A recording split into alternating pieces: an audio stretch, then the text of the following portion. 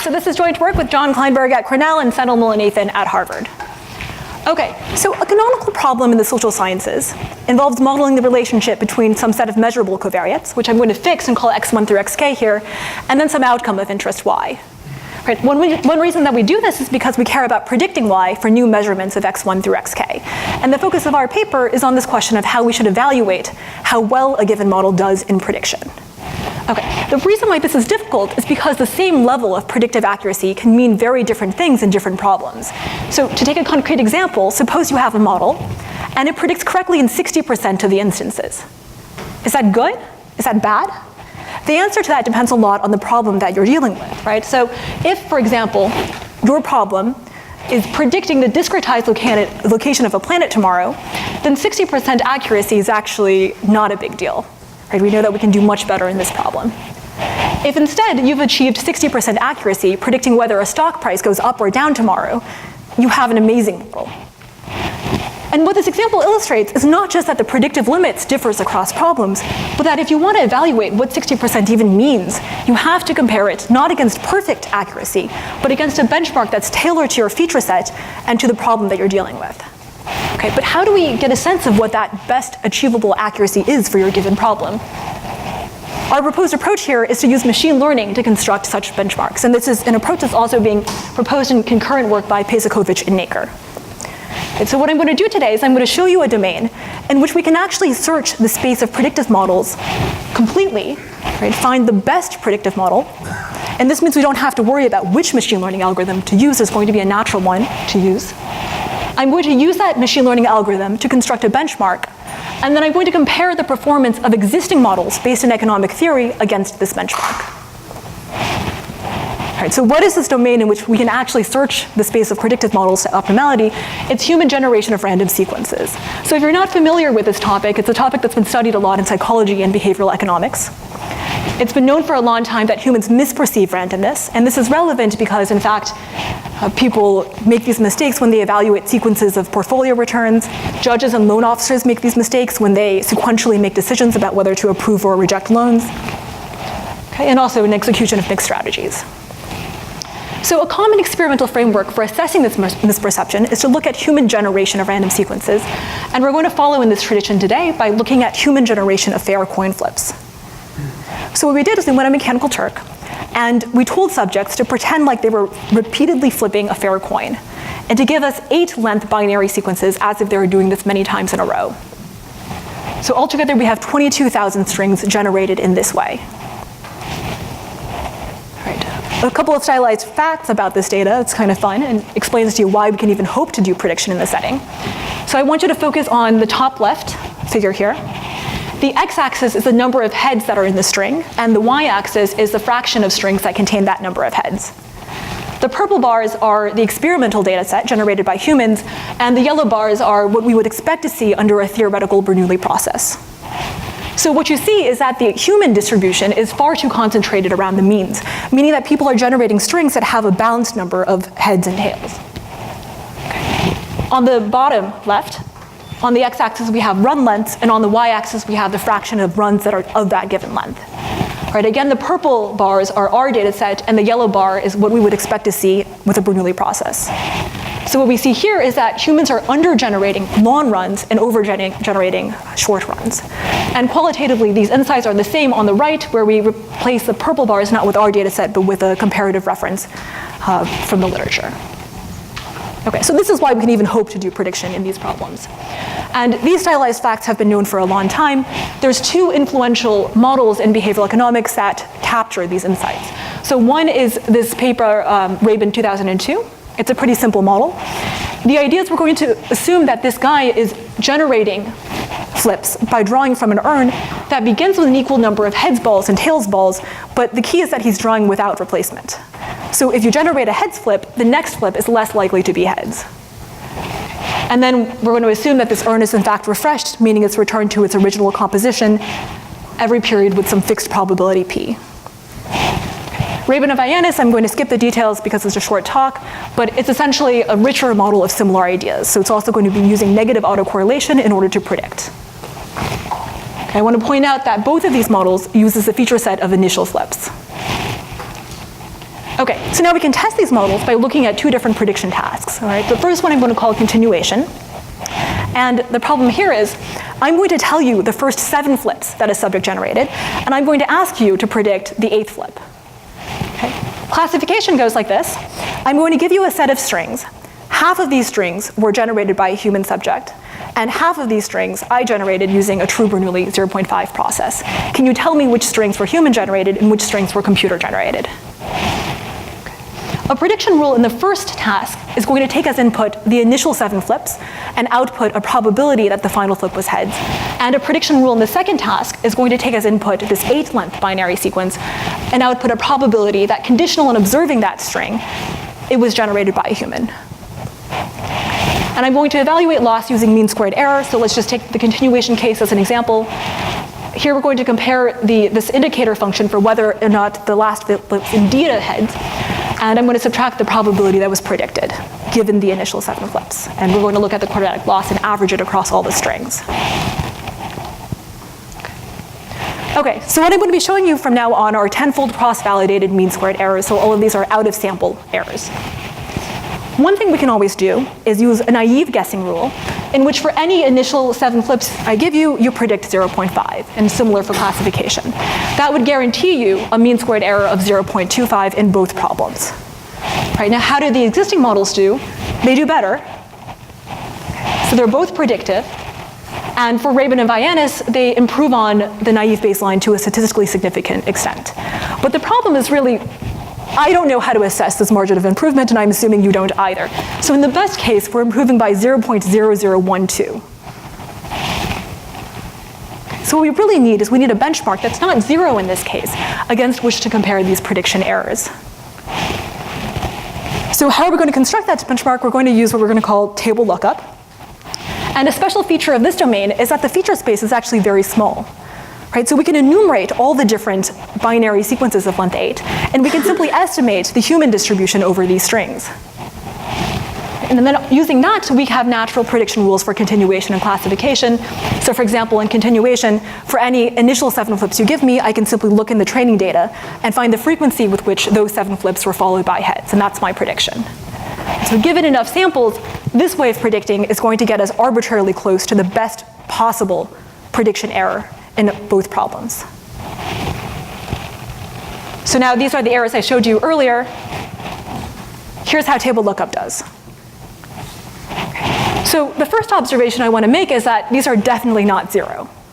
And this really illustrates why we need a benchmark, right? Because it's a non-trivial difference comparing 0.2492 against 0 versus comparing it against 0.2439. But the second thing you might observe is that although the table lookup errors are far from 0, there are also significant improvements on the existing models.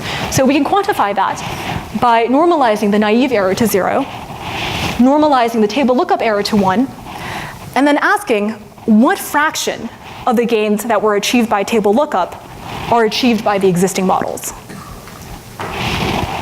And what we find is that the existing models achieve roughly 13 to 15% of the achievable improvement in prediction error. Good, so now I just want to talk about some related questions around this concept. So first we can ask, what are the limitations of the existing models relative to table lookup, right? So why are they performing worse? Another question we can ask is, look, this is great for experimental data, but are there any real settings in which we can use table lookup to achieve a similar goal? And what I'm going to do here is I'm going to illustrate the approach using 2 field data sets. And the final thing, if I have time, is I'll talk briefly about intrinsic noise. So why is table lookup not doing perfectly? And that's really a statement about the power of the feature set that we're using. Okay, so limitations, right? Here's 2 possible reasons why table lookup is performing better than the existing models. The first possibility is that there's features that table lookup is using that the existing models aren't capturing. Right, so features of these strings that are predictive. Another separate possibility is that, in fact, the behavioral models all know the right features. They're just not combining them as well for prediction. And we're going to distinguish between these possibilities by defining a set of basic features that captures the qualitative insights in the behavioral models, but then using standard machine learning algorithms to learn new combinations of these features for prediction. So here are the features we look at. I won't go through them in too much detail, but they're all essentially based on the literature. So things like proportions of alternations, number of runs of a given length. We use lasso and we use decision trees to learn predictive models based on this set of features. And I want to point out that, again, relative to table lookup, these approaches are more scalable. And also they have the important difference that they're only depending on interpretable features. Okay, so here I've put into a figure the completeness measures that we looked at before. 0 here corresponds to the naive baseline, and 1 corresponds to the table lookup error, which we're interpreting as the best possible prediction you can do in that problem. We saw that the existing models achieved roughly 15% of the achievable improvement. And now we can ask, how well do these scalable algorithms do? So that's where we are, okay, using lasso and decision trees trained on the same set of features. So this suggests that really what's going on is not that the behavioral models are missing important features, but that rather there's gains to be had by simply combining these known features in new ways. And you might be curious, what happens if we limit the machine learning algorithms so that they use the same number of parameters as these behavioral models? And here we have 2 parameters, and here we have 5 parameters. Okay, so I want to spend most of the remaining time talking about field data. Everything so far has been testing completeness in the lab, right? I'm going to show you now a couple of real domains in which individuals make sequential decisions, and we're going to ask whether we can repeat the same exercise, or I'm going to show you that we can repeat the same exercise. Meaning we're going to predict using Rabin and Vianis, and then we're going to use table lookup to construct a benchmark for evaluating the prediction errors that we attained using this interpretable model. So what are the 2 settings? The first setting is baseball umpire calls. So I don't know how much you know about baseball. I didn't know anything before this project. But one important role of baseball umpires is to determine whether a pitch should be called as a strike or as a ball when the batter does not swing. Right, so there's this rectangular prism, and you have to determine essentially whether this ball flew through the prism or not. So there's this large data set that we were given of 1.5 million pitches. We extracted from this consecutive pitches of length 6. And then within this setting, we can repeat the prediction task that we were looking at previously. Right, so for continuation, we can ask, if I tell you the first 5 calls that an umpire made, can you predict the next call? Right, or for classification, we can ask, again, can you separate umpire sequences from Bernoulli sequences? Our second setting is rock, paper, scissors tournaments. So here, there was apparently a famous Facebook app called Rochambeau in 2007 that a lot of people were playing.